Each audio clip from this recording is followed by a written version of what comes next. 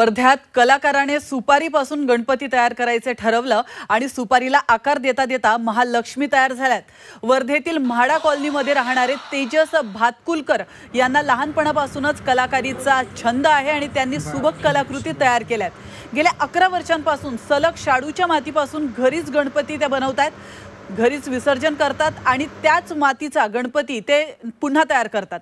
आणि यावर्षी आपण सुपारीवर गणपती रेखाटण्यासाठी सुपाऱ्या विकत घेतल्या, घरी आणल्या, ब्रश घेतला, गणपतीसाठी सुपारीवर रंग लावला आणि महालक्ष्मी स्थापनेचा दिवस असल्याने महालक्ष्मीच काढावी असा मूड त्यांचा झाला आणि महालक्ष्मी तयार झाली। नाकाचा तेवढा भाग MCLचा केला आणि बाकी सर्व रंग वापरले असल्याची माहिती तेजस यांनी दिली।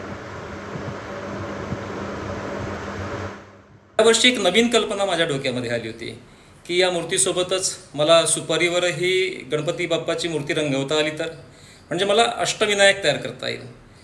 हे ऐकून माझ्या मुलीने अवनीने मला कल्पना सांगितली की आता गौरी आवाहन आहे तर तुम्ही गौरीचीच मूर्ती का रंगवत नाही।